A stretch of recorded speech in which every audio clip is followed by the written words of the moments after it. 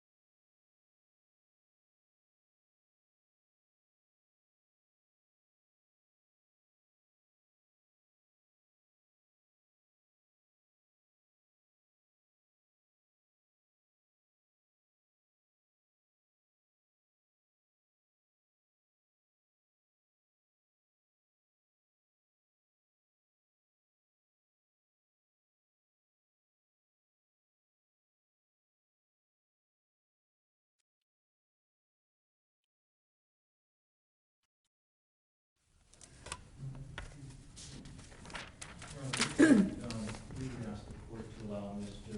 Zimmerman to waive his appearance for the hearing today. He's been here all day, as the court's aware, and he won't directly participate in these proceedings.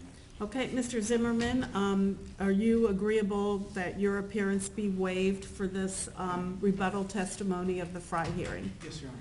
Okay, you may be excused. Thank you. Step down and follow Mr. Zimmerman out, so I will see you Okay. in the morning. And Mr. Manti, you may begin. Thank you, Your Honor. Mr. Owen, can you hear me, sir? Yes, I can. All right, Mr. Owen, you were previously placed under oath, and you still are. You understand that? That's correct. Mr. Owen, I had requested that the court consider your testimony for rebuttal for some very narrow purposes. The first of those is, you recall during your prior testimony that you were asked questions about the process that was described by the defense counsel's looping, whereby the sample of the screams was alleged to be improper, that when added together. You remember that series of questions? Yes, I do. And do you remember that you were asked about whether you had verified whether that would cause a problem with the software recognition or not? Yes, I did. And did you check on that? Yes, I did. What'd you find out? I found out that, first off, looping is a term that was used by Mr. West, not by me. That the software, if it's too short a sample, will not work. It'll throw a flag up and say you don't Just a have second, enough. he can't hear But you. you Just a can minute, Mr. Owen, hang on, there's an objection. What's your objection? This is hearsay, because this witness is now being asked to testify about what somebody else told him that supposedly is an expert. And I will have no opportunity to cross-examine whoever that person was. This witness has already acknowledged he's not, insofar as the software itself is concerned, doesn't understand the math behind it, and it's obvious by Mr. Manti's question that he sought outside counsel of some sort. So I object. Response. Actually, Mr. Owen has not acknowledged that he's not an expert. In fact, I think he's to the contrary, but that aside. No, I think that what Mr. West meant was an expert in that software. As to whether or not he can program it, I believe he admitted that he could not do that. Okay. I agree with the court. However, the reason that this should be admissible is in rebuttal to the allegations that he had not, that he had talked to the improper person before. In other words, it was used before in that very context, and so I believe I should be allowed a fair response to that, even if the matter is technically hearsay, because it's in response to hearsay elicited by defense counsel. Okay, when you have hearsay and there's no objection, the court doesn't have to make a ruling. When there is an objection based upon hearsay, the court has to make a ruling. So since something may have come in that may have been hearsay and there had been no objection to it, doesn't mean that you can't now make an objection to hearsay. So Mr. Owen cannot testify as to what his conversation was because Mr. West would not be afforded the opportunity to cross-examine that person who gave him the information.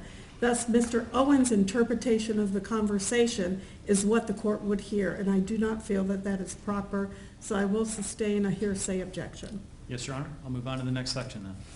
Mr. Owen, do you recall the series of conversations that were had the last time you testified regarding, well, did you have occasion to observe the testimony of Dr. Wayman, who testified in the last section of this hearing? Yes, I did. Do you recall seeing that he was shown some sort of paper that was purported to have been authored by yourself? Yes, I did. Okay, and do you know which paper it is we're talking about? Yes, I did. And was that authored by you? Was it written by you? No, it was not. Okay. No, it was not. And, all right, did you understand that it was assumed by Dr. Wayman that it had in fact been authored by you and that that was the basis for his testimony? That's correct. I think that's a mischaracterization of Dr. Wayman's testimony. May I be heard on this? Dr. Wayman testified that he was provided this document, and let me tell the court what it is.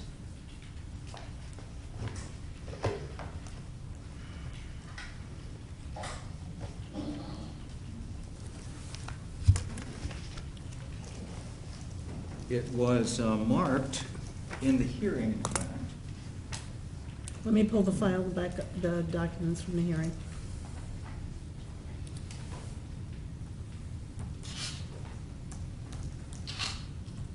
I hope I didn't misplace it because I had my hands on it at one point.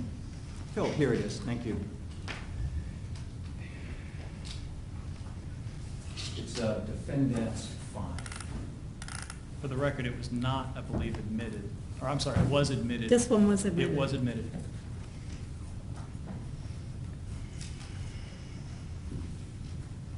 Okay, and your objection is?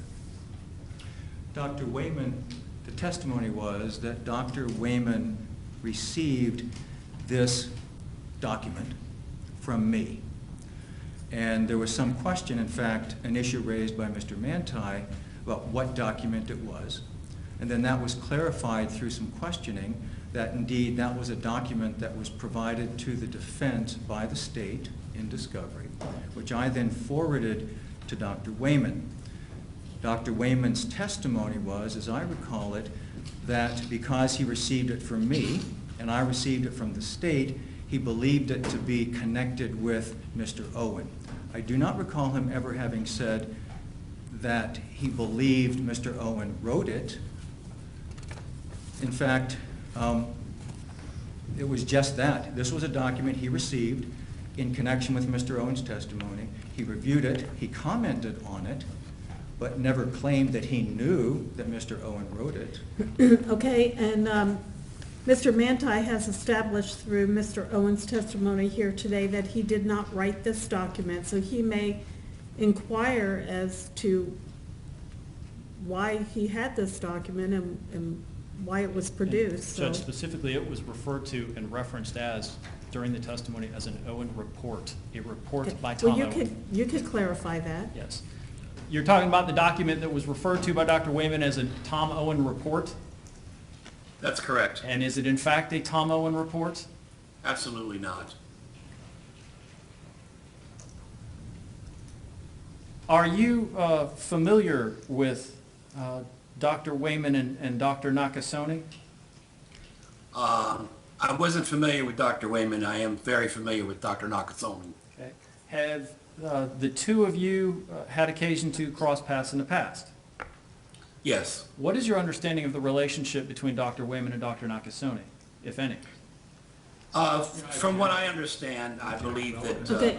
Dr. Wayman... Could you Just a please- minute, Thank Mr. you. Owen. No matter how loud I talk, he's not going to be able to hear me, I don't believe. Your objection is? Relevant. What does it matter what his understanding of the relationship between Dr. Wayman and Dr. Nakasone might be? Okay, I'm going to overrule on relevance. Thank you. Mr. Owen, please continue your answer. It's my understanding that Dr. Wayman was employed by his contractor, who was employed by the FBI to help Mr. Nakasone with his Super APHIS database, which included voice material. Have you and Dr. Nakasone recently appeared on, I'll call it, opposite sides of a different case? Yes, several times. Okay. And no other questions, Your Honor. Thank you. That is the scope of the rebuttal hearing. Okay, cross?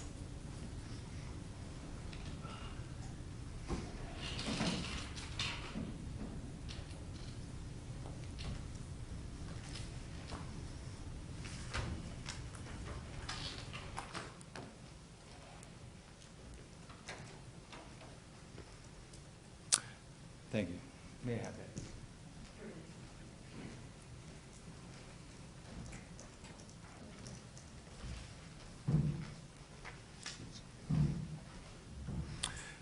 Mr. Owen, this is Don West. Hi.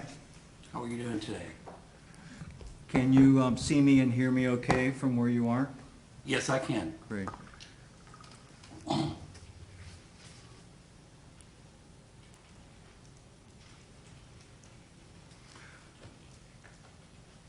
Let's talk about this document for a moment.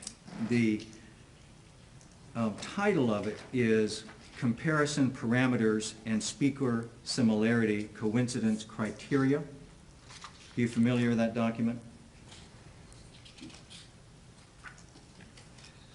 Mine says draft white paper, voice recognition in law enforcement. Is that the document? Could you No. put up on the screen? Let me see the first page. All right, If I'm we're gonna talking about the same see if thing. I can hold it in a way that you can see it.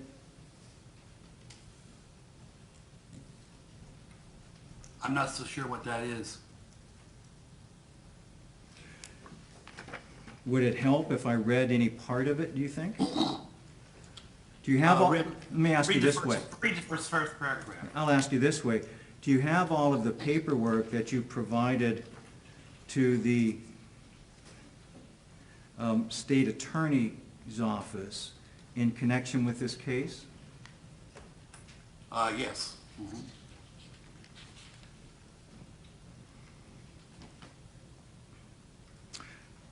The title of the document I'm referring to is Comparison Parameters and Speaker Similarity Coincidence Criteria.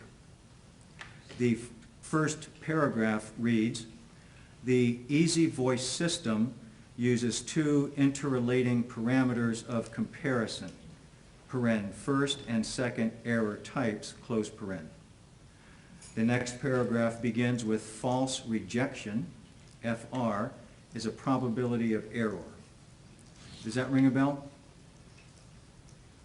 The information rings a bell, but the document, I don't have it in front of me. I don't know which document exactly you're referring to. The next paragraph says false acceptance, comma, FA, is a probability of error when two voice samples being compared are considered of the same speaker. So, is it clear that you didn't write this document?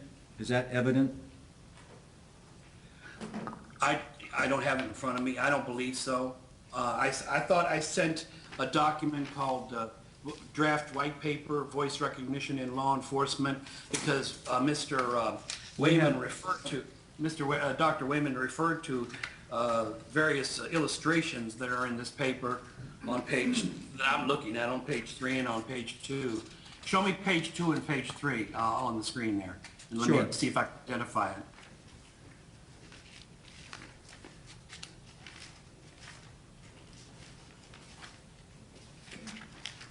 I'm going to read the, No, just show me the page, see if I can identify the pictures. there's no picture on the second page. It begins with the title, "The Easy Voice Biometric Analysis Algorithms." We're not talking about the same document. I'll skip a page.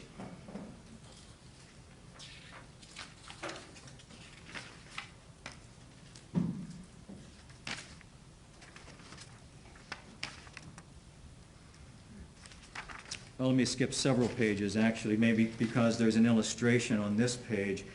Of the document, it's page 7, and the first line on this in bold reads, Gaussian Mixture Models Based Method, GMM, and I'll hold that up for you.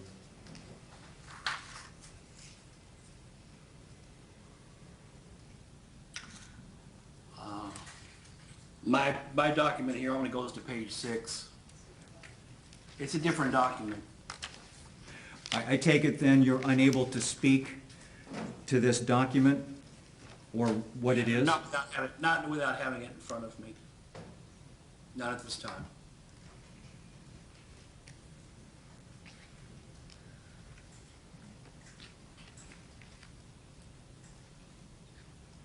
If I showed you the illustration on page 7 of my document, which is titled Gaussian Mixture Models Based Method, would you be able to look at the illustrations and comment on whether, in fact, these illustrations accurately portray the science of the Gaussian mixture model that your software uses? Let me see there what you've got there. No, that's not correct.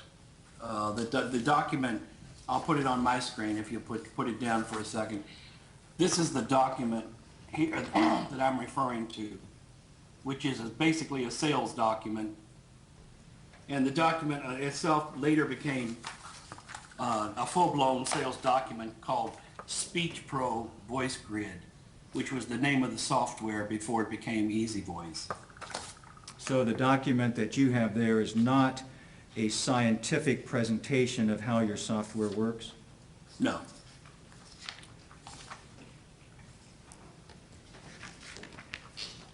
In the sense that it's a sales document. Would you be able to look at the illustration in the material that discusses the Easy Voice system and the algorithms that the Easy Voice system uses and comment on whether the illustration is an accurate representation of the Gaussian mixture method? I can't really say, I can't read it. Who's the document addressed to? Well, unfortunately, it doesn't have a name on it. It doesn't have a letterhead. It doesn't have a signature at the end, but the content... Is there a case site that's listed? Case... Like State versus Zimmerman? Oh, no. No, it's got no identifiers on it other than it's a discussion of how the Easy Voice system works. Are there any conclusions or opinions offered? There are not any opinions offered that relate to this case specifically by name.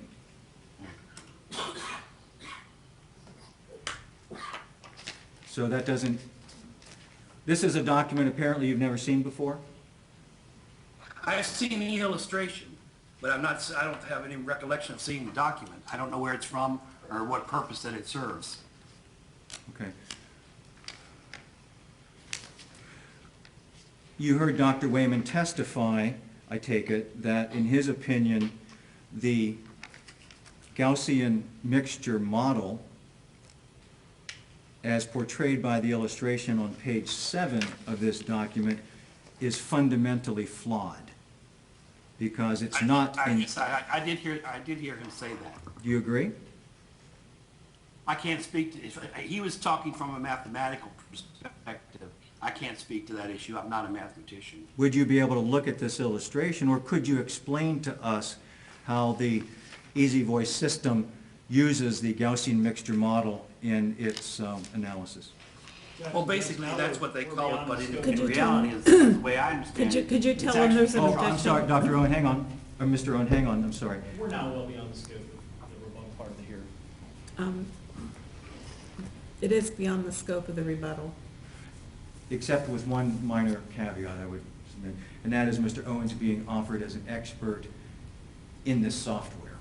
And I think I have the opportunity to explore whether he really understands it. Okay, you had that opportunity when he first testified on behalf of the state. The state has now called him for rebuttal and was very limited in what evidence they offered in the rebuttal. And as such, the defense is limited to their cross based upon what the testimony has been today.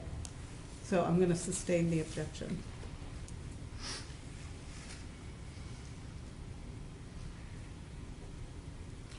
Would it be fair to say, Mr. Owen, that you do not have a math background that would allow you to understand the mathematics, the algorithms that are the basis of the software your system uses? Same objection, Your Honor. Okay, Mr. Owen has already testified here today that he's not a mathematician and he can't comment on Dr. Wayman's testimony. And anything beyond that would be outside the scope of the rebuttal testimony that's been offered today. I accept that he's not a mathematician, and I don't want him to comment on Dr. Wayman. I want to ask him, though, if he understands the math, understands the algorithm in the development of this software that forms the basis of his testimony. If you could point to me where in the rebuttal testimony given this afternoon he has given any testimony in that regard, I will allow you to do that, but I did not hear any. I would think for the purposes of Fry, the court would want to know all... The court has heard the testimony of Mr. Owen when he originally testified, and both sides had the opportunity to examine and cross-examine him. He's brought here today for rebuttal testimony, and it was very limited rebuttal, and by the rules of evidence, your cross is limited to what his testimony has been today. So the objection is sustained. Thank you, Your Honor. I'm just processing it for a second. I understand. So I can ask the next question. You commented, Mr. Owen, that you and Dr. Nakasone have appeared in the same court case. Yes, several. When is the most recent case in which you've testified that Dr. Nakasone has also testified? Well, neither one of us testified. It was in Puerto Rico. We both wrote papers. I did this case where I examined 5 phone calls. Let me finish. Let me interrupt you, just to keep the focus is all. I'd like to know the last case that you and Dr. Nakasone both testified in. The last case was in Florida. It was Judge Moore down in Miami. It was a federal case, and I don't have the exact date in front of me, but it was a while ago. Well, you're talking about a court case in Miami. Yes. In which both you and Dr. Nakasone appeared as expert testifying witnesses? No, he had another FBI agent, a retired FBI agent, actually appeared to attempt to speak to the issue of voice. Let me finish. Wait a second, please. If you would let the court rule. I'm sorry, Mr. Owen, if this... Judge, I would ask that he be allowed to finish his answer. I will allow him to finish his answer. But his answer isn't responsive. Okay, how was it not responsive? Because he's basically saying that the case he was about to tell us of, both he and Dr. Nakasone didn't testify. I want to know the last case in which both Mr. Owen and Dr. Nakasone testified as expert witnesses. Okay, could you please answer that question first? He can't hear me. Mr. Owen, when was the last case in which both you and Dr. Nakasone testified as experts? The case in Miami was an admissibility hearing, both for voice ID and to see that I would get appointed by CJA. That's what the case was about. It was preliminary. The judge ruled that voice ID was okay. Wait, please. Just let him finish his I can't let him finish, Judge. It's not responsive. The question was, name the case and when. Actually, that was not the question. It is now. When was this? But you're amending your question, and I am going to allow him to finish answering, and then you can ask your next question. May I repose the question? You interrupted him while he was giving his answer. He would like to finish his answer, so if you would... The answer wasn't responsive because Mr. Owen wants to talk about the substance of the testimony. Well, he's not to talk about the substance of the testimony. He was in the process of telling us what type of case it was, and I think he said it was an admissibility hearing, and he was cut off, and he wasn't able to finish that. So May we ask him first for the year so that we can then go from there? Yes, but please don't cut him off in the middle of his answer anymore. Thank you. Mr. Owen, the case that you're going to be telling us about, where you and Dr. Nakasone testified as experts, when was that? What year was that? It was in the 1990s. I don't have, hang on a second. Jan, look it up on the testimony. Miami. I'm going to have somebody look it up for you. And in the meantime, let's Judge... just take a minute then. And in the meantime, Judge, I'd ask you to be allowed to finish his answer that he was giving. Okay.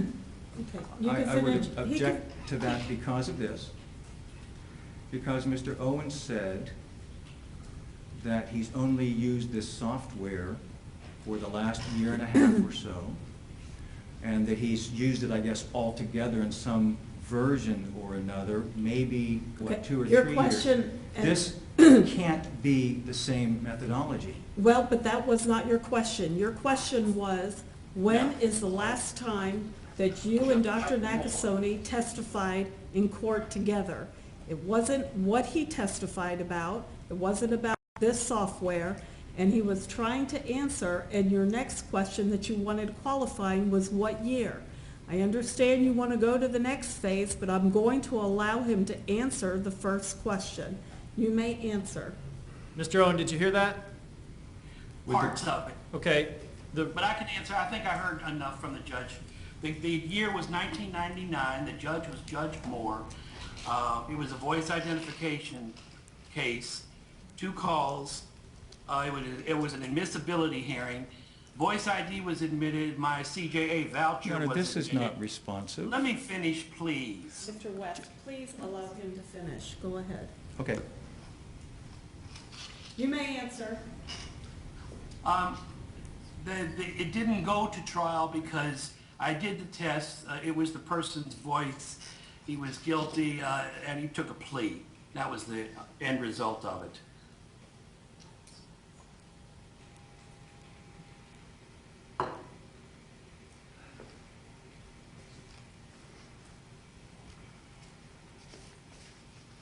Did you use the software in that case that you used in this case? Sure, in that case, I used multi-speech. I also used multi-speech in this case, as well as EVP. Did you use Easy Voice Biometrics? In 1999? Correct. No one used Easy Voice in 1999. It Thank wasn't you. available. Thank you, Judge. Nothing else. Okay, any redirect? no, thank you, Your Honor.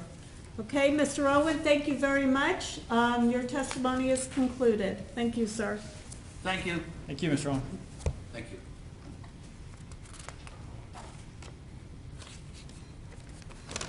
Does council want to proceed to argument on the Fry hearing? Your Honor, I intend to do that, Your Honor. It also suggested a written argument. I have one of those compiled already. Mr. West? I don't have a written argument. I just haven't had time with the schedule that we. Well, then you may proceed with an oral art closing on this issue. Yes, Your Honor, I think it's the state's burden to Well- establish the admissibility. And then I would like an opportunity to respond. I guess you're going to have to give it orally. That's fine, Your Honor. If I could, just a moment.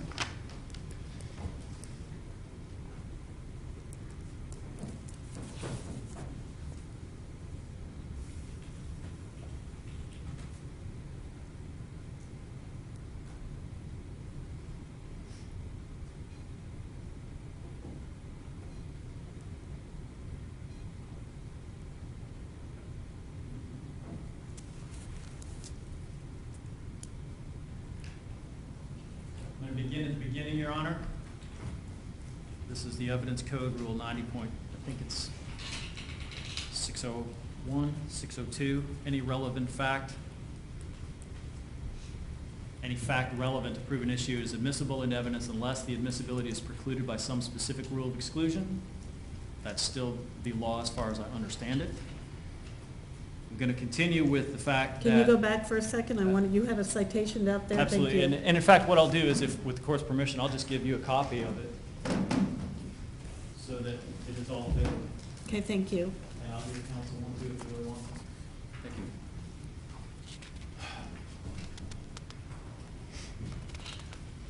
Secondly, Your Honor, I'm going to cite the Searcy case. It's S-E-R-C-E-Y versus State, and just so there's no confusion, Madam Clerk, what can happen.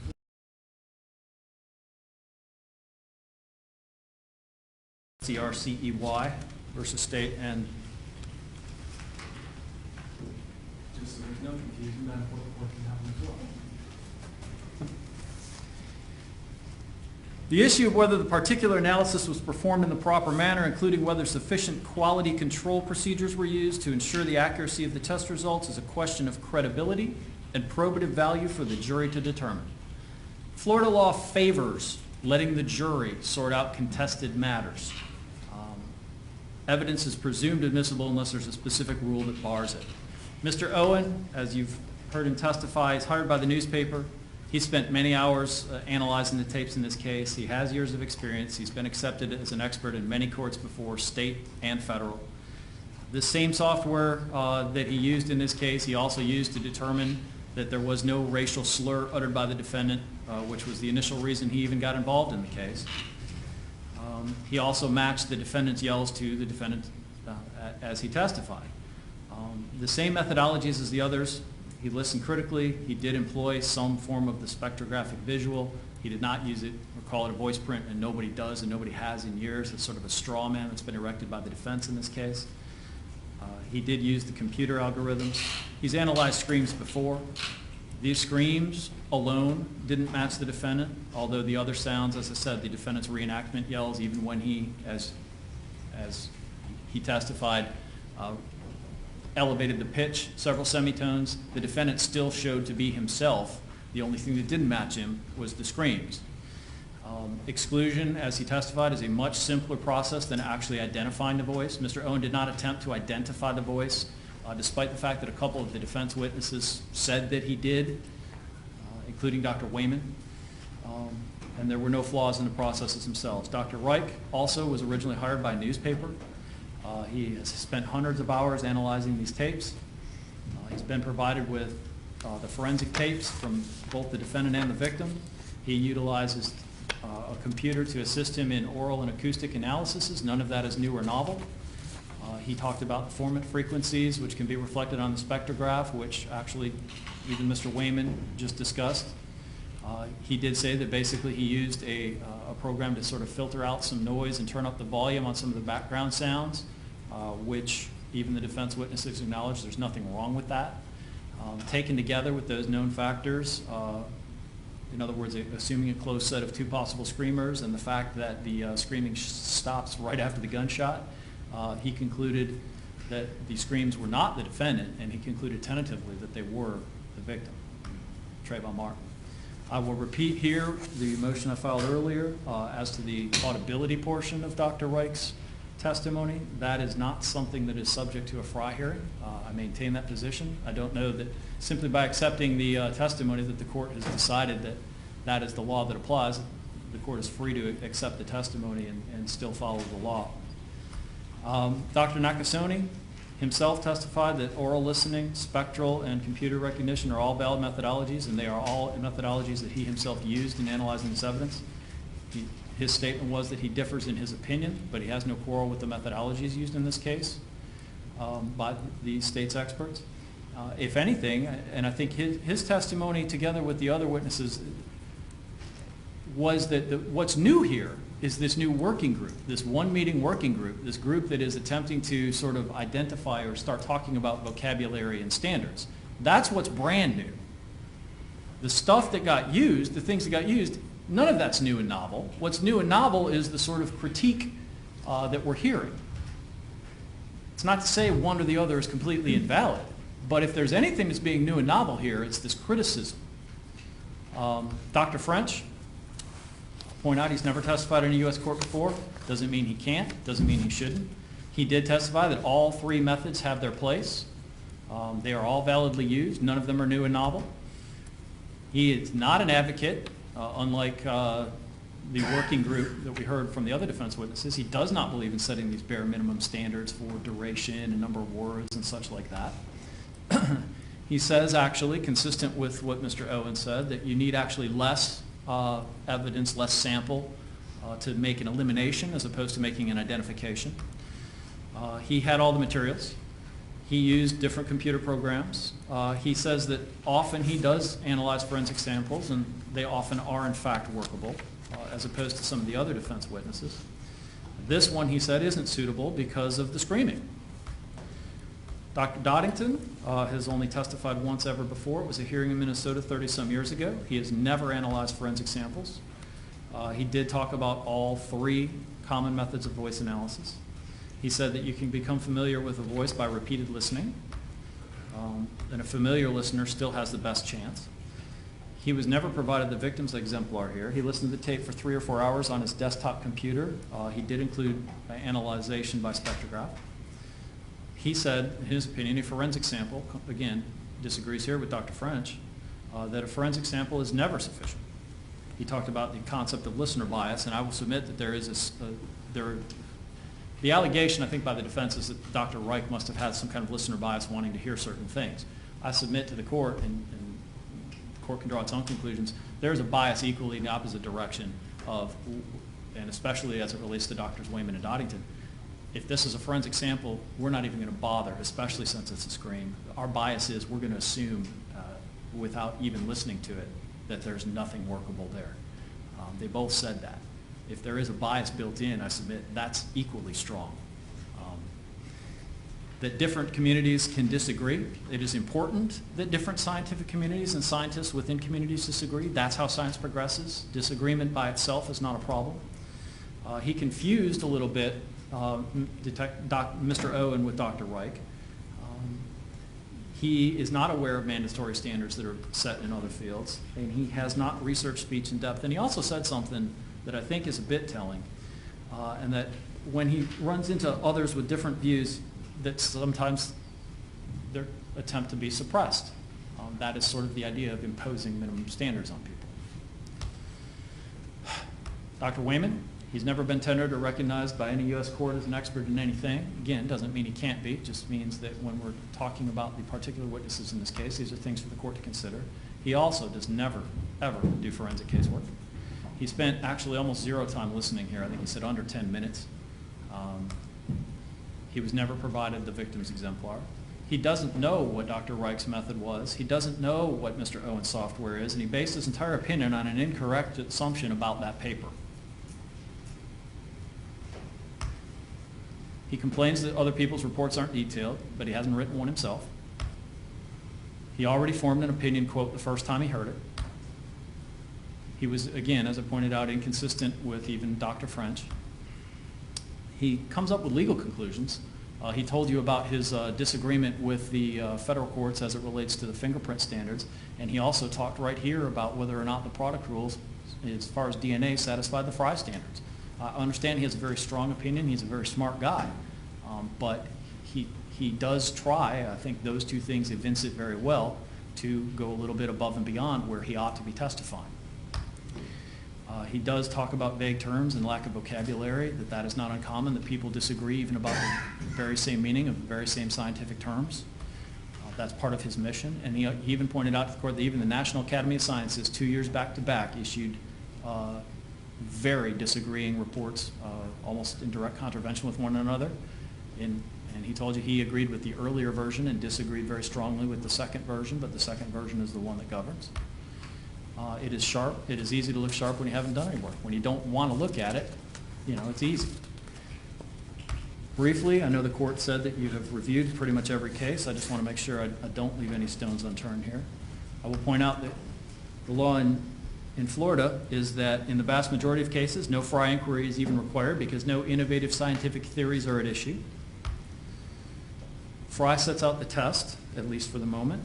I will concede and acknowledge, of course, the court is aware the governor signed into law the statute which changes to a Daubert jurisdiction. That, of course, has not been adopted actually as a rule of evidence yet by the Florida Supreme Court. In fact, it's been, I saw last week, referred to several committees for comment on that issue, including the Code and Rules of Evidence Committee, which meets next week.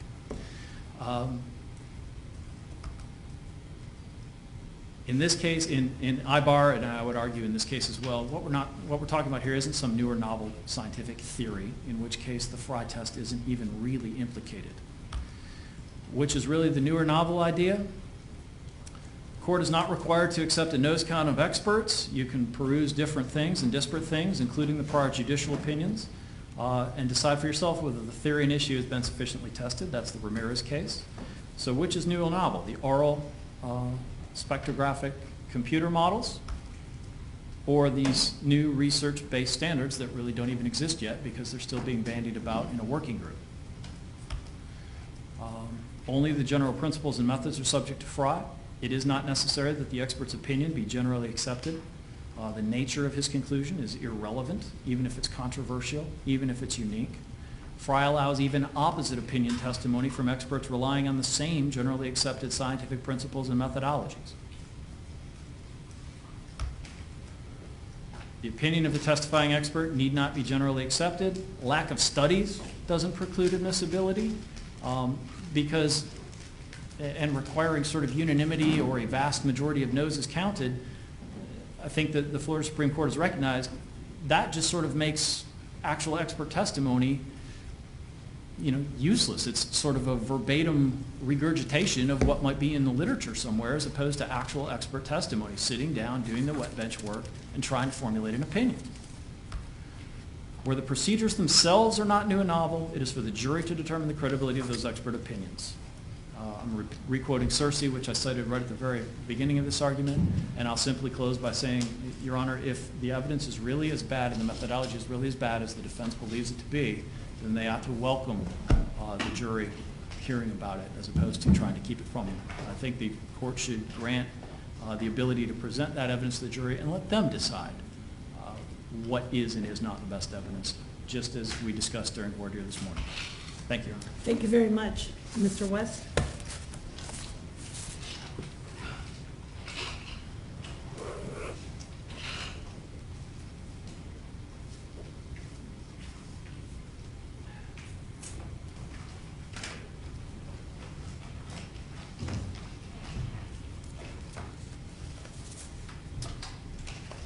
I too will be brief because I know the court commented that it's reviewed the case law extensively and that the court took extensive notes during the testimony. And I know that the court is familiar with what the scope of a Frye hearing is. But just a little bit of background. Just one minute. Oh, sure.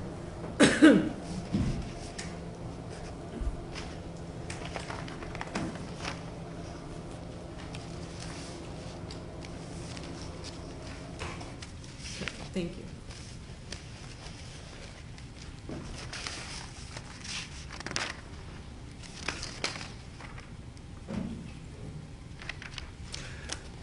As the court is aware, we have been scrambling to try to get our hands around this testimony in this case. As the court's aware, Mr. Owen never did prepare a report. We made an attempt to take his deposition, but we weren't able to because we couldn't afford it. He wanted $3,300 to talk to him for half a day. By the time we brought it before the court and Mr. Owen agreed to reduce his fee to a minimum of 4 hours, it was already, I think, a day or two before the Frye hearing was about to start. It was simply impossible for us to explore that in great detail. We learned of Alan Reich at the last possible moment under the court's discovery order. We got his report on May 10th at the end of the day. That was the first report. In fact, that was the day after we were supposed to try to schedule his deposition without even knowing at all what he was going to say. We got that, and then we tried to schedule his deposition, and he was ill. And we finally did part of a deposition on May 24th or 25th, somewhere around there, where we learned that Dr. Reich isn't done yet, won't be done, and won't even be done probably during this trial.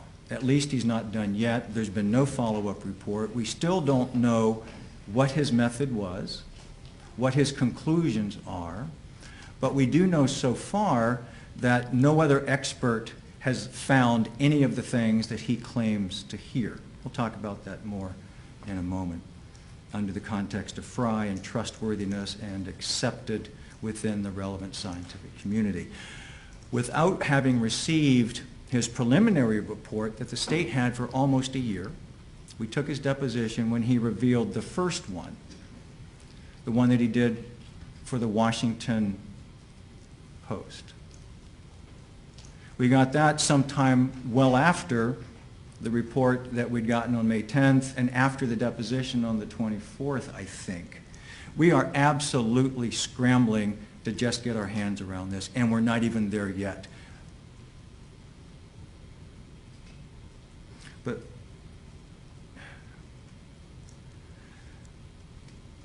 So let's start more from the Fry hearing, though. I'm just explaining to the court the challenges that we had asked for more time to explore this. We asked for an opportunity to let Dr. Reich finish his report and take his deposition and really know what he was saying, what his methodology was, because it wasn't clear from the report, to find people that could try to do what he claims he could have done. The contact with our experts was in that scramble over the last month, roughly, give or take. We had Dr. Holin's report sometime in April, but just a few days before his deposition. Well, Dr. Holin's report has not been entered into evidence here, and neither has he testified. Correct. So the court is only going to consider that which has been entered into evidence in the testimony it received. My point is this, that the state has the burden of establishing the acceptance within the relevant scientific community. They offered no experts other than Mr. Owen and Dr. Reich to essentially validate their own work in this case. There were no experts called, including Dr. Holin, to say, yes, this is what we do, this is how we can do it, when we can do it, what's meaningful and what isn't. So there was no effort whatsoever by the state to, in fact, bring a representative community of speech identification, speaker identification, or even speech recognition experts before this court. That's the backdrop to Dr. Nakasone. As the court will recall, Dr. Nakasone runs the FBI lab. He's done it for years. He's done it all his career somewhere, starting back with the Los Angeles County Sheriff's Office. He has testified. He now, in fact, he said they don't testify now because there isn't an accepted methodology in the FBI's opinion that is reliable enough to result in forensic testimony. For a long, long time, they endorsed, or they attempted to use the spectrographic analysis, the oral spectrographic analysis. The closest thing, I think, that Dr. Reich claims to have tried to use. And they gave up on it. 40, 50 years they've been trying. They have finally thrown the towel. It doesn't work. They've abandoned it. They've now shifted to an automated speaker recognition system. Dr. Nakasone said it's at least 2 years away before they would have any confidence that it's reliable, and it's certainly not accepted in the scientific community. That's the system that Mr. Owen used, the automated speaker recognition system. That's the computer system. George Doddington, Jim Wayman are absolute distinguished international experts in that community. They know to the minute what's happening in automated speaker recognition. Dr. Nakasone runs the FBI lab. He knows it too. In fact, they work together on working groups to try to come up with some standards. Dr. Doddington, in his work with NSA and then as a consultant to NIST, funds, supervises, organizes the evaluation of these procedures. They invite people to submit their algorithms. They invite them to submit their techniques. For example, Reva Schwartz with the Secret Service uses the oral perceptive technique, and they submit them for real testing, real honest-to-goodness testing with clear experiments designed to see where the state of the art is.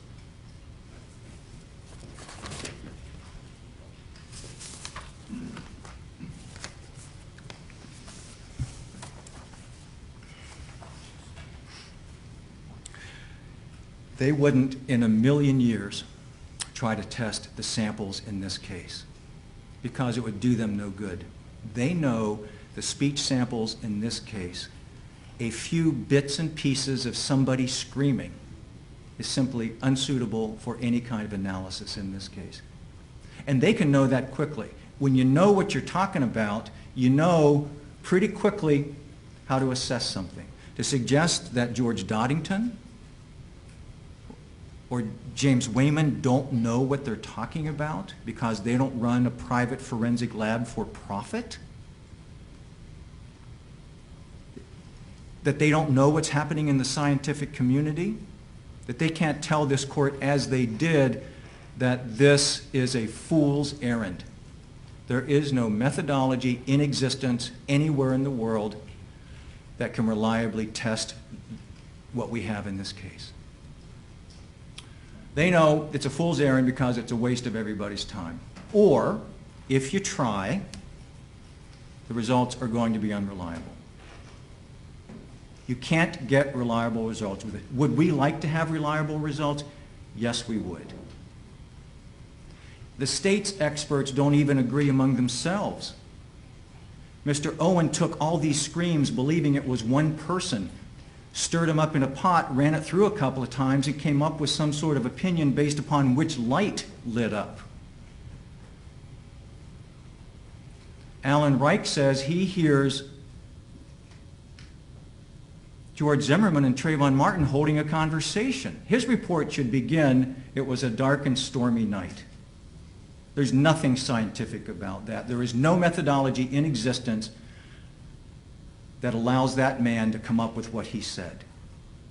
Because if there were, Nakasone, Doddington, and Wayman, and French would know about it. And it would be, in Dr. Nakasone's words, breathtaking. It would be worthy of a Nobel Prize. Something that doesn't exist. So, if these guys did it, they have created the most phenomenal methodology known in this industry. And it has completely escaped the world's preeminent experts. But there's Dr. French as well. Dr. French is a forensic voice identification expert.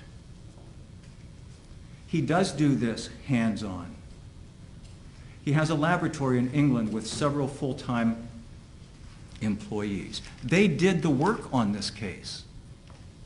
He also has an association with the university where he's directed research projects of graduate students specifically focusing on screams.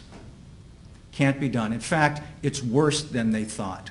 You can't do it because it's garbage on the other side. He says it's ridiculous. He says it's absurd, and he has significant questions about what methodology Dr. Reich used, if any, frankly. The conclusions that Dr. Reich claim about the percentage of growth that Mr. Martin may have in its relationship to the pitch and all of that stuff is not founded in any science anywhere. He's making it up. He's making up the words that he claims to hear. No one else can hear them. He didn't use a blind listening panel, as the FBI does. When they've got a tough call, they don't convince each other what it says. It doesn't take them 700, 800, 900 hours to tease out something that's not there so they can put their scientific stamp on it and say, aha, this is my expert opinion. Dr. Nakasone uses a blind listening panel. They do whatever they do and then listen to it. And if it's there, it's there. If it's not, it's not. Dr. Nakasone was not allowed, under the scope of his TUI letter, to review the methodology of Dr. Reich. Does the court understand what I'm getting at? I do. Okay, that was clearly defined in a letter. I can provide that to the court as an exhibit. I just didn't think to do that. However, Dr. Nakasone's lab did the work at the request of the state in this case. Dr. Nakasone found 2.53 seconds of speech, meaning not that it were words that you could understand, not that it was suitable for analysis under any of the methodologies, just that when you cut out the noise, the masking, the overlapping, all you had left was 2.53 seconds of screams in a life-threatening situation. A life-threatening situation, the so-called death cries is of no use to a real forensic scientist. There was testimony about what would be. Dr. French was clear about that. You need words, you need clear sounds, you need enough speech to be able to compare it to someone else. And you can find those bits and pieces. You can use your training in phonetics. You can use your abilities in, with the computer software, if it in fact been developed to the point that it was reliable, to find these matches, to come up with a point where you may be able to render an opinion, but not here. And the experts that tried, Dr. Nakasone and his FBI lab, said you can't.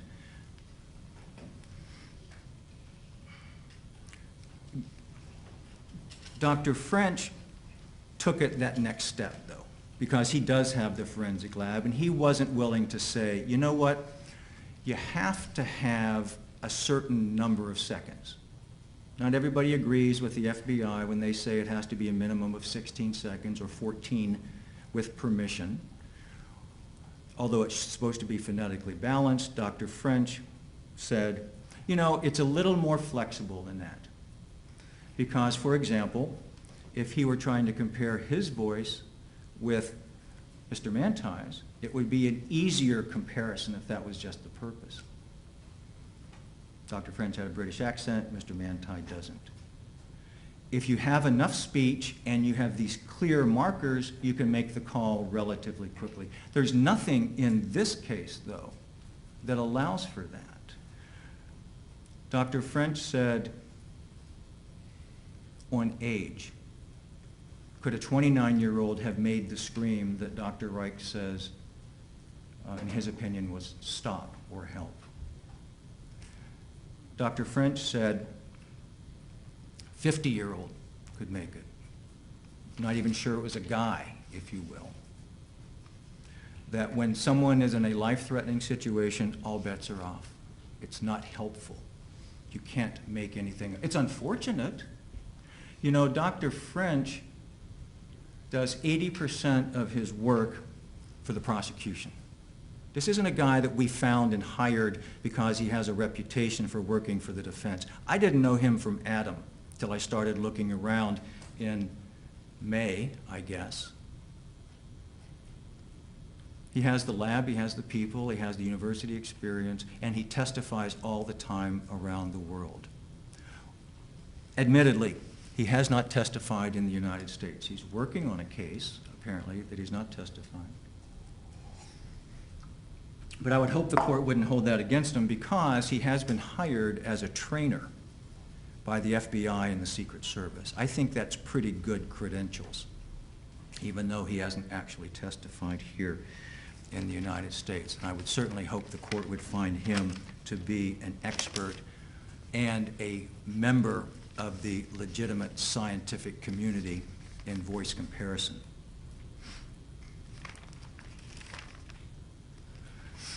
George Doddington doesn't testify because that's not what he does. He gave that up 30 years ago.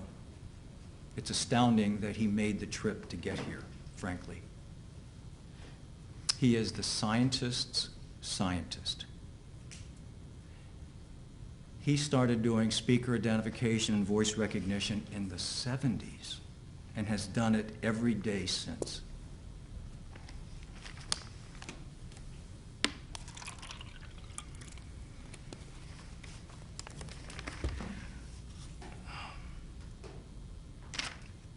Mr. Owen, the expert that the state offers not only to convince the court of his own methods and methodology, but basically to legitimize this whole thing, to say that he's part of the scientific community that can do this, has a financial interest in this case.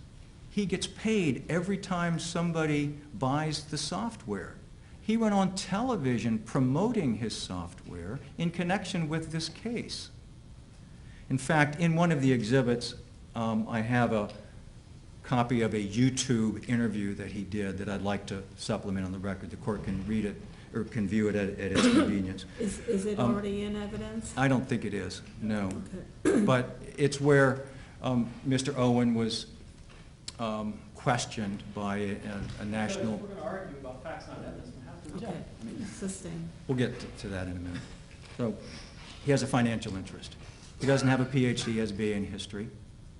He's only used this software for a little while. He's only testified once using this software, and he's not quite sure what version that was. And it was admitted, but it was in an uncontested matter, not involving screams.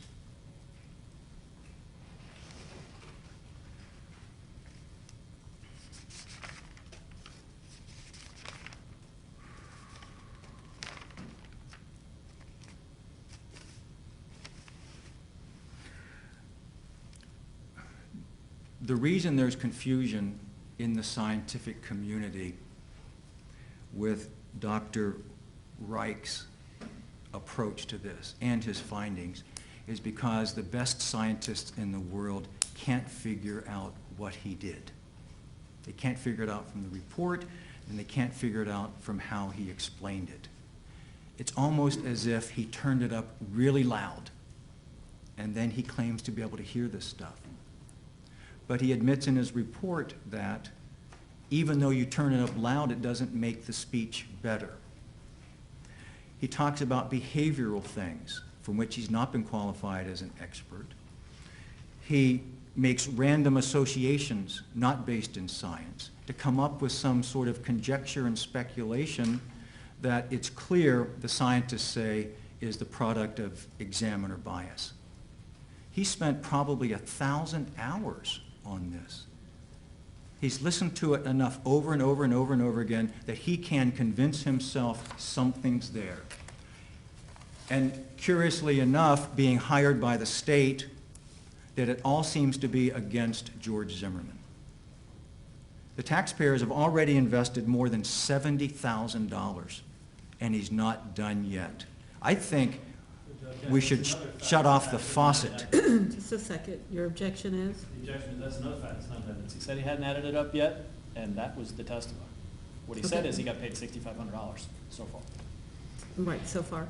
That's not right. Because he has not finished doing what he was doing. Yeah, he charges $100 an hour, and he's I got have all well that over on. 700 hours in this case so far, with what sounds like another couple of hundred to go. He took this on himself, Judge. Nobody even asked him to do it. He just sort of saw this in the news and thought he would get interested and start spending all of his time on it. And then he was able to get hired by the Washington Post to come up with this assessment. That's the preliminary report you have there. And then on top of it all, he still doesn't really even have an opinion. It's all preliminary. He's not even sure he can come up with a definitive opinion. This is where he's gotten so far, and the trial has started.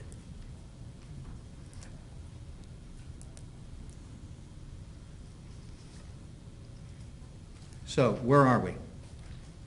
The state has the obligation to prove to this court that these are valid scientific methods that have been generally accepted within the scientific community.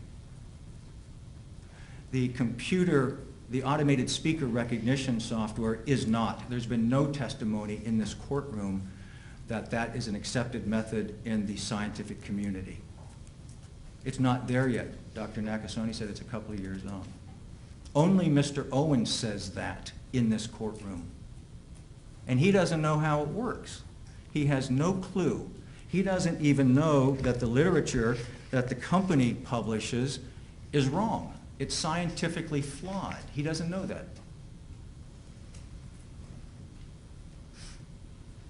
Dr. Reich doesn't use it at all. I think he made a disparaging comment, frankly, about that, because the suggestion was, oh yeah, you use a computer.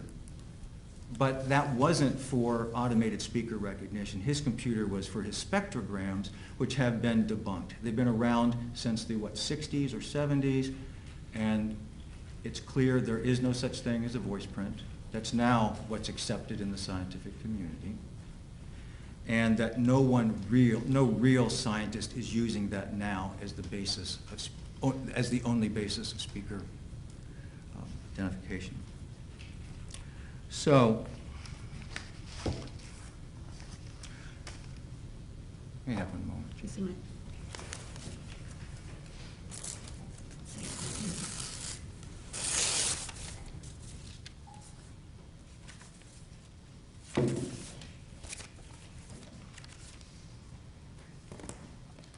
That brings us to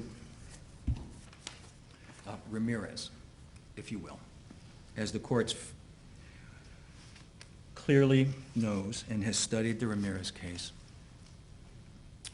there's really two parts, I think, to the new and novel aspect of this evidence. The first part, I think, is there a methodology which is generally accepted by the scientific community? And to some degree, oral spectrographic analysis has been around a while. The oral perception, the listening, the critical listening, has been around a while. In fact, Dr. French uses it, testifies about it. And the automated speaker recognition is starting to get some traction, although it's not there yet. So generally, there are some methods, there are 3 of them, for which there has been some acceptance in the scientific community. Dr. Doddington says, no way. You can't do it yet.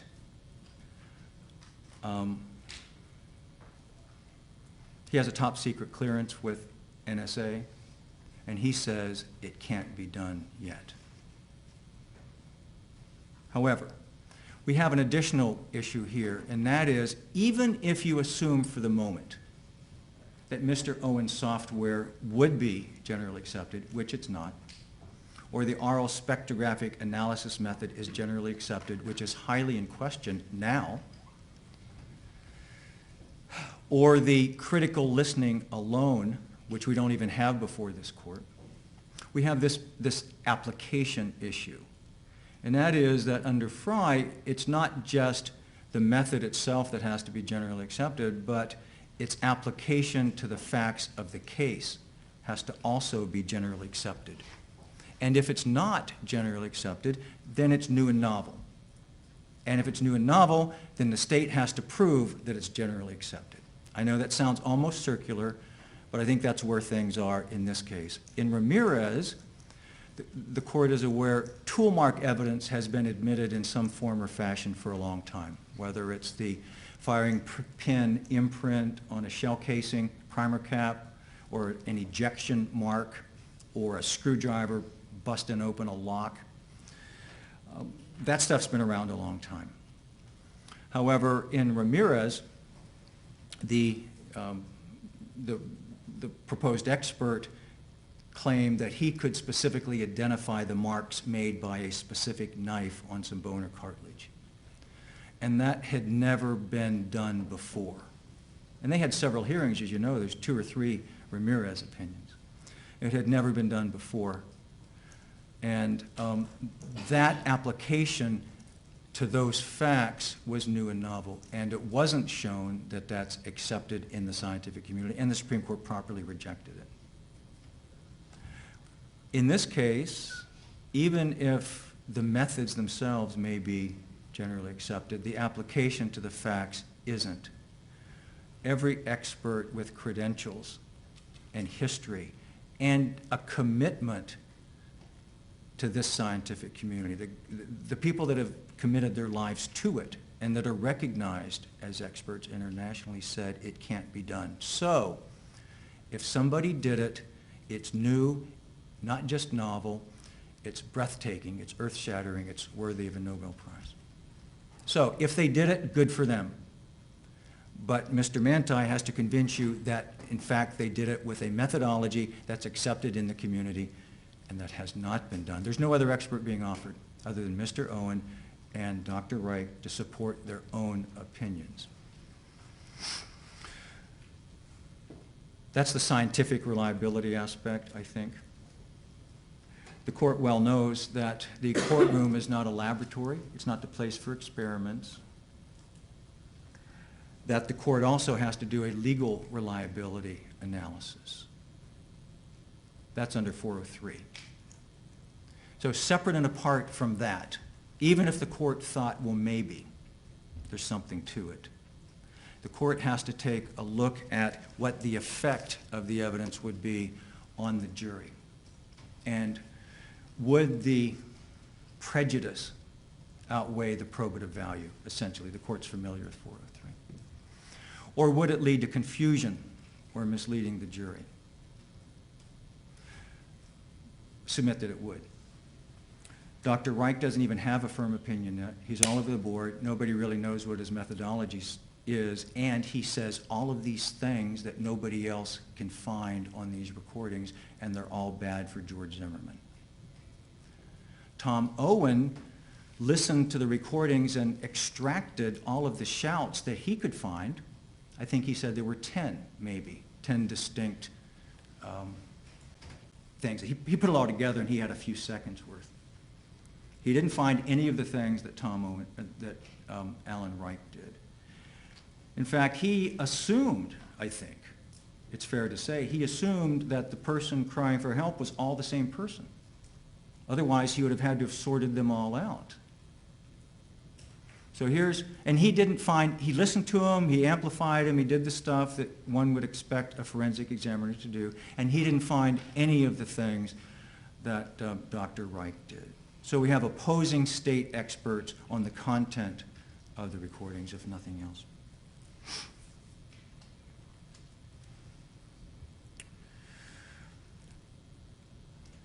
Submit, Your Honor, that this is perhaps the most important evidence in the case. It caught the attention of jurors. Most of these jurors said they knew something about the recordings.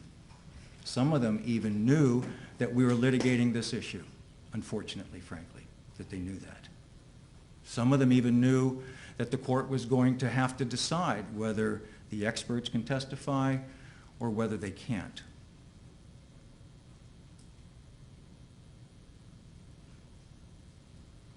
And then we hope, of course, that they can then disregard whatever it was, depending on how the court rules.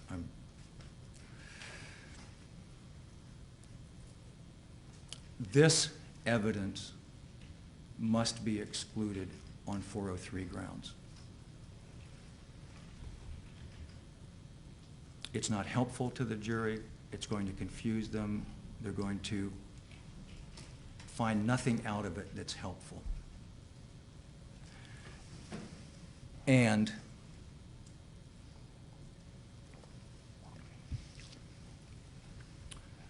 the minimal value that it could have, the minimal probative value that it could have given the contradictions and the conflicts, the experts that will be flooding through these doors to testify,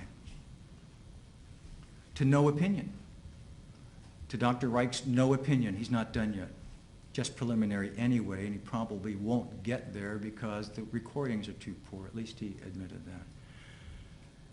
And that Mr. Owen has a financial stake in it and a bachelor's degree in history.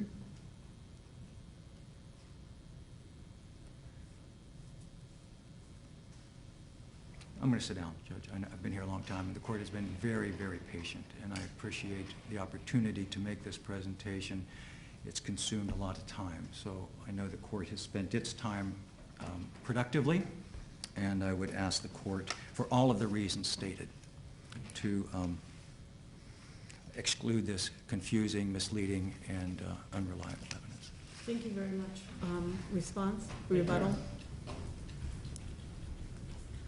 Judge, I didn't see Rule 403 mentioned anywhere in the motion that's pending before the court. That being said, the accurate quotation is there is a substantial danger of unfair prejudice, or substantially outweigh any probative value. That is, as I understand it, the actual law. This is not an acronym contest. Rule 90.702 is in place for a reason: scientific, expert, or other technical knowledge. One does not have to have a PhD to testify about something. I will submit to the court that the average mechanic doesn't have one either, but he can tell me how to set my ignition timing. Let's talk about the evidence briefly as opposed to what Mr. West wishes it was. Dr. Reich said he does have an opinion. His tentative, not preliminary, tentative conclusion is that the screamer is none other than Trayvon Martin. What he said was not finished yet is his analysis of the background conversation, and he's, remember, considering two recordings. That is the defendant's non-emergency call as well as the 911 tape. It is the non-emergency call in which most of that background information is referenced, and frankly, none of the other scientists have bothered to listen to that one. None of them. I believe Dr. Boddington testified that he listened to it. In fact, he had gotten some software for amplification off of the internet. Stand corrected. He spent a couple hours listening to it at his desktop computer through those speakers. Just for clarification, Judge, so we don't lose the point, Dr. French did that analysis in his lab as well on that call. Thank you. In any event, as far as the discussion about the depositions or the ability to depose the experts or the scrambling, I will point out that if the defense didn't get started seeking experts on this tape within a week or so, so the idea that there is some kind of inability or insurmountable difficulty, I think I'll let it speak for itself. Dr. Wright testified what his methodology was. If someone else couldn't understand that or disagrees with it, that doesn't mean that he didn't explain it. He explained it that he uses the oral spectrographic method. That's what he did in this case. He used it on his computer. As far as Mr. Owen, he said he'd used critical listening, which is part of the oral spectrographic method. He displayed spectrographs, which is part of the oral spectrographic method, and he also used computer voice recognition software, which, while the FBI doesn't agree that it is currently available for use, Mr. Owen told you the National Security Agency, the DOD, NCIS have all purchased it, all use it. It is something that's generally accepted for use. As far as the financial interest, I think Mr. Owen made it clear, if he has one, it is pretty minuscule, and he hasn't made hardly anything, and he only, in any event, I'll let the court recall his own testimony about that. The defense witnesses can come in and tell the court that they are smart guys, and they are. They cannot, however, speak for the entire scientific community because, frankly, they can't agree even on what that community is. They're interested right now in trying to define the vocabulary across communities. That is the main focus of their working group. That is what's going on, the development of these standards. I'm going to use the example of, to say that one need not be familiar with how to write a computer code in order to be able to use the computer program. It's the same thing that the DNA analysts confront every time that they're confronted with the question about whether they can construct or are familiar with the samples taken for the DNA population database. The Supreme Court of Florida has held they don't have to be. They just need to be generally familiar with how they operate. That's what's the same things going on here with people using computer software programs. You don't have to be a program writer to be able to use it and offer testimony about it. There's nothing in FRI that requires that. Finally, I'm going to point out that as far as the defense's experts and whether the defense wants this evidence admitted, I'll put it like this. The jury also told you that at some point in time they'd been hearing media accounts that there were witnesses who claimed it was the defendant screaming. If there had been any such expert who will come in and offer anything like that conclusion, they would have been here. It is for that reason the defense doesn't want this evidence admitted. And as far as trying to unring jurors' bells about what they've heard in the media, we've covered that. But that is as really a problem, if it is indeed a problem, is that there has been information put out there, and it wasn't by the state's experts, that supposedly there was an expert that said it's the defendant screaming. If such evidence exists, you wouldn't be hearing the defense complain that it didn't meet the FRI standard. So I say all that to say this, Judge. The evidence should be heard by the jury and let them decide, as the law generally is inclined to require. There was nothing wrong with the methodology either in what was used or how it was used in this case. What you have are some very diametrically opposed opinions about what conclusions to draw from the application of those things to that evidence. But what's new and novel about them is the idea that you shouldn't even try. The two experts that were hired by the newspapers and subsequently hired by the states at least did that. This jury should be allowed to as well. Thank you. Thank you both very much. May I respond briefly? Only the two factual matters, not legal ones. You need to do your paper, go ahead. She needs to change paper, just a moment.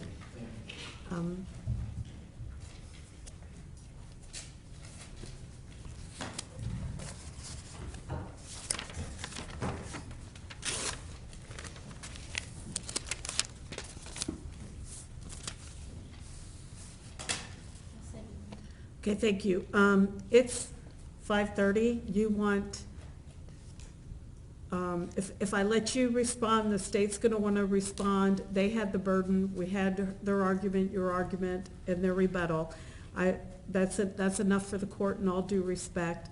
I'm going to go home this evening and review my notes from the hearing beginning on June 6th, and hope and expect to have an order tomorrow. There are certain pretrial motions that the attorneys have requested the court hear in the morning, so we will be in recess until 9 a.m. and we will begin opening statements on Monday at 9 a.m. So I will see you all at tomorrow at 9 a.m. Court is in recess.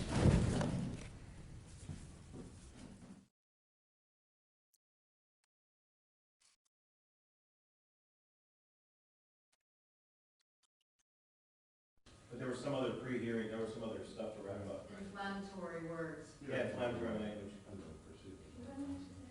know, I do too. Yeah. And every time she comes across, you know, people that just like come back.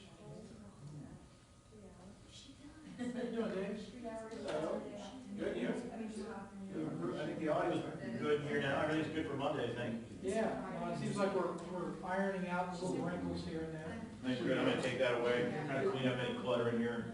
Did courtroom connect get their feet? Yeah, good, they're trying away over there. Good. I haven't seen their website to see if it's actually streaming, but if it is, I think you could probably send people to the public, you know, they were asking about the speeds. Is there reps still here?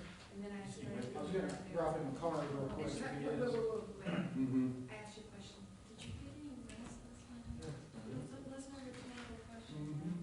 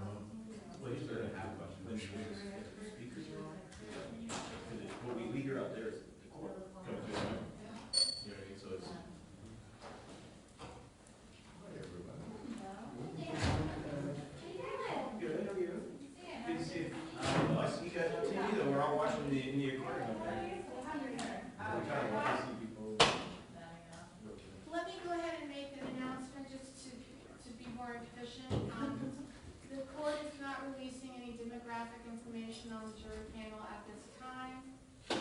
And the jury questionnaire, a blank jury questionnaire that I thought I would be able to distribute or post by today, will not be available. Ever. Oh, I don't think ever. Do you think? For the duration of the trial? For the duration of the trial is what I would say right now. Yes. Yes. We all ready?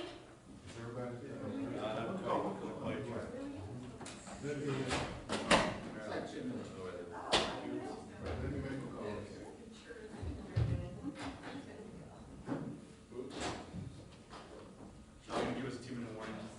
2 more minutes? 2-minute warning. Yeah, 2-minute warning.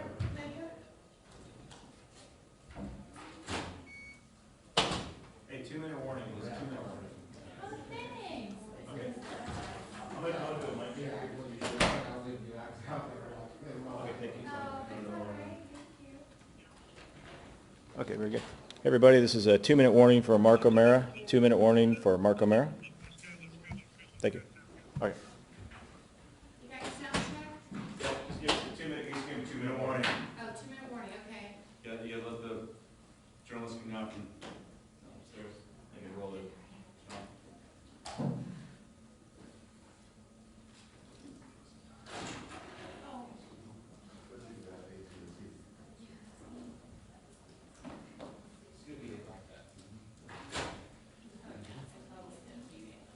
Oh, yeah, wait. Okay.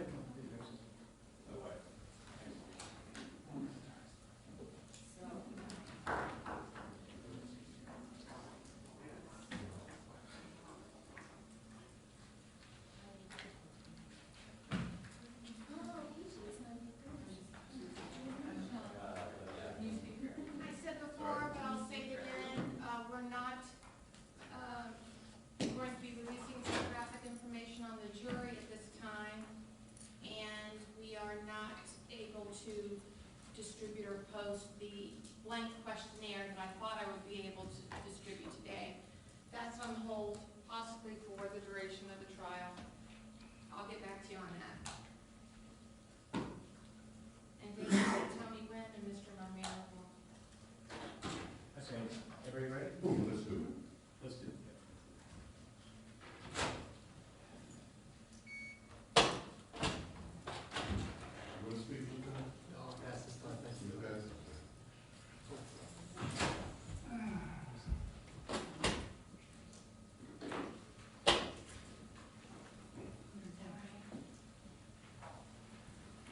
Is it here? Okay. Afternoon, I guess. Good evening. How you guys doing? Good.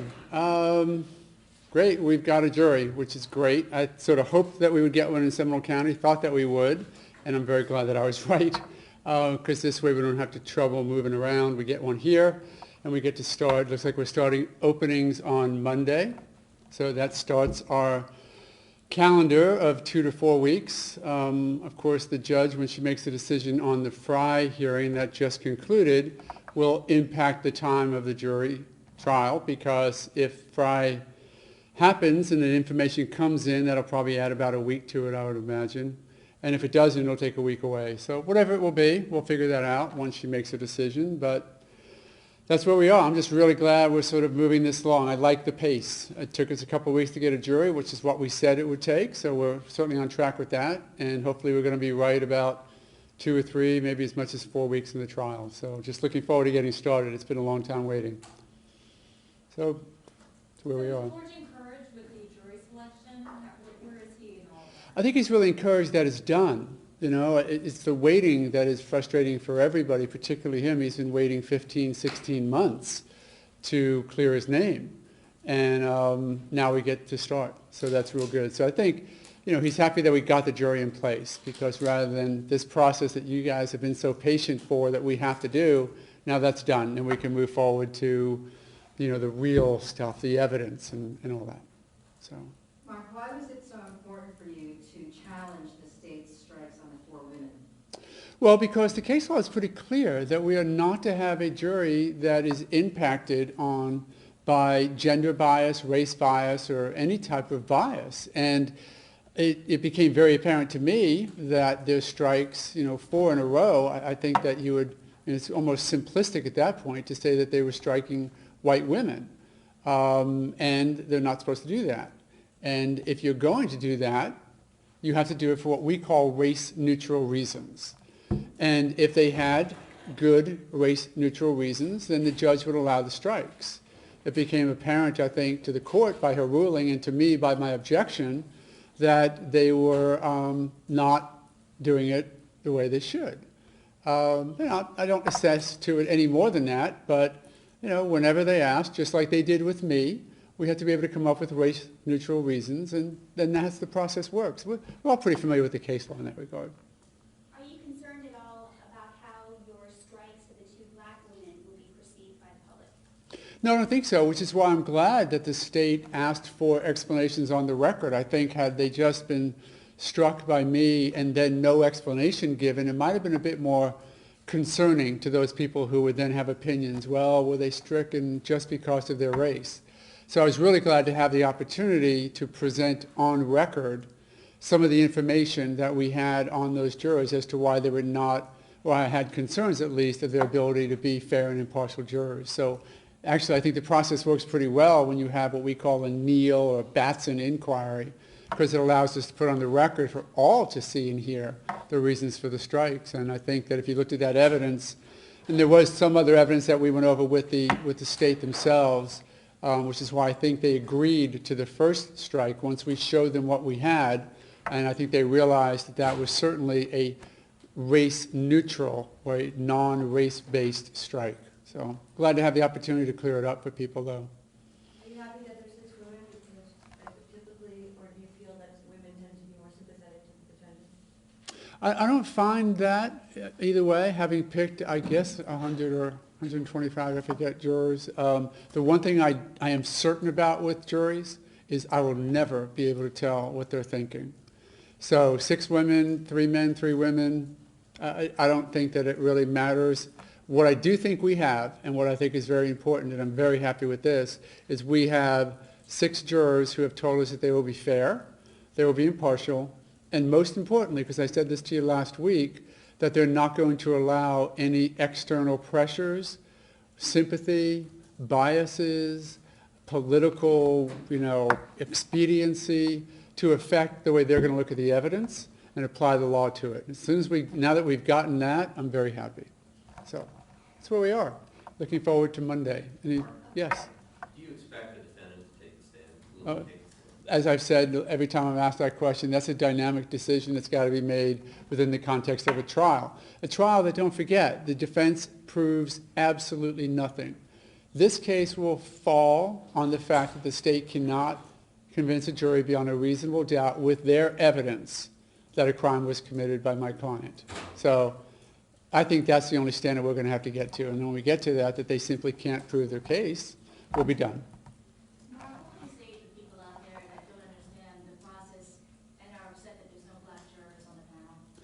I will tell them to look at the questioning. If they're going to have an opinion, rather than it be just a knee-jerk reaction, to tell me that you've watched the process, tell me that you've talked to or just watched us talk to every juror, that you listened to Mr. Delayondo when he did his questioning yesterday, and you listened to me when I did my questioning today. You go down the list, which was random, and you see how it happened. The state struck the first black juror, and then we got our 6. I had questions about 2 black jurors on their ability to be fair and impartial, and we talked about that. That's been, I think, now put on record as to my thoughts, and the judge agreed that they were race-neutral reasons. So while people can look at it and have this reaction, there's no blacks in the jury, or there's no this, or there's no that, or there's no men on the jury, tell me that we did something wrong in the process, and I'll agree with you. If you look at that process and say it was done fairly, then the result is fair. You have a Hispanic defendant. How important is it that you have a Latina on the jury? Well, a couple of things. One, we're not discussing the demographics. I mean, obviously we can tell the women. We're not discussing the demographics of their heritage. So my real focus is 6 people, fair and impartial, listen to the facts, apply the law. And that's all I have ever wanted in a jury, and I really believe we got one here. You talked about people being from Seminole County. At least two of the jurors that I could tell moved here pretty recently. What does that mean to you, and is that at all important? Did that make them at all more, make you want to pick them more? No, actually, I didn't even, I noticed because I knew that a couple of them were recent. They all lived in Florida, I think, for a while before that. Well, one was from Chicago, moved down recently. No, they got lucky enough or unlucky enough to get on the jury panel as quickly as they got down here, so they're qualified jurors. I'm very good. What I'm really focused on is people who will not make up their minds until they hear all the evidence, and that they'll apply it fairly. Then, you can be from Kansas, and you can sit on the jury as long as you agree to do that. And of course, you can't do that in Florida, but. Why did you find it so hard to keep P67 when you knew you weren't going to get that far? Well, because I don't believe that there was a proper cause for a strike. So if he could have been the last one on the panel, it doesn't mean that I'm going to change my opinion on what the law and how the law should apply. So I thought that he could be a good juror. He didn't have any language problems that ever evidenced themselves before. We could have had the opportunity to look into that, and neither side thought it was significant enough to look into. And it's an inconvenience to everybody. I think he's in a better position than most because, he's going to get paid for 30 days. We didn't get to him, so everything's fine, but the strength of my argument was because of my belief in the law. You did state, as you stated, the state had struck the first black juror, that was P35. Right. Who seemed to be he seemed like he'd be fair and impartial. Did you think about challenging that strike? Yeah, I thought about it. Had they struck another black person, I probably would have. I don't like to guess or, prognosticate. But, I understood that the state might have some concerns with that juror. So I looked at it that way. But, oh, I have no idea. They probably have a better idea than I do. There's generic ways to do it. You can start with law enforcement, lay out the groundwork as to what the cops did. That's one way.